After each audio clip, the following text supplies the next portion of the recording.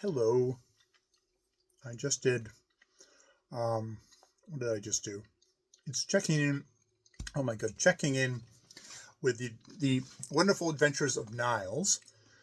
And this is the Alvasa Lady, the Prophet, which sort of, we're kind of getting into this thing where I almost feel like Lagerlof has maybe lost a little bit of interest in Niles, where we've wandered away from him. He does show up in the Gerald the Duck section as sort of a savior of poor Gerald the Duck, but that's Gerald the Duck's section.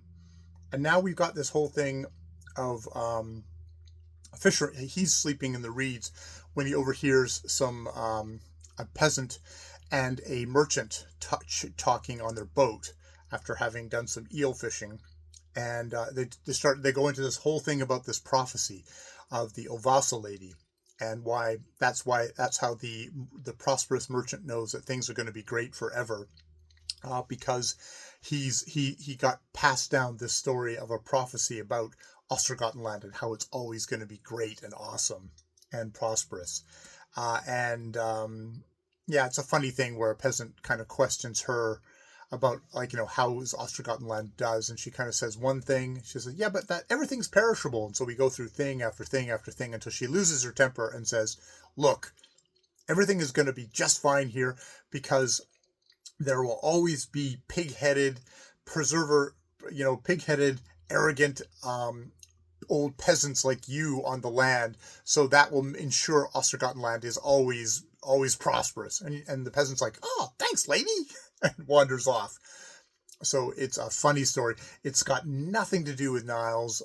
It's just like, okay, here's another little kind of, why is Ostrogothland so prosperous? And it's like, it's because of the salt of the earth, arrogant, perseverating, pig-headed peasants who toil in the soil.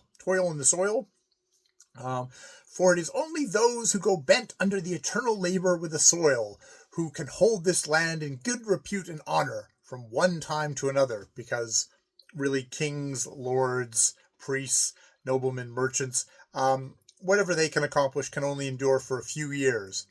But there'll always be peasants. That's great. That puts the annoying peasant's mind at rest. So yeah, that's Niles. But yeah, well, the next one starts with the boy rode forward, way up in the air. So we're going back to Niles. Will it just touch on Niles and we'll just go off on another story, or will we stick with Niles? I feel like we've gotten kind of main stories with Niles. I know we're halfway through this ebook. I think that's like the first book, and then there'll be a second book. I'm probably going to continue on with the second book because I have been enjoying it. A part of me is just like, okay, this is a long book, but everything feels long to me because I'm only reading one section out a day. And that's how it goes. Maybe I'll do a review after the first half of the book, so I've got that in my mind so that I can watch that again and then do a full review of the entire thing when I come to the end of it, because I'm going to have that. I'm going to have excerpt theater for the Great Crane Dance. We'll see. All right, I will leave it there. More videos later.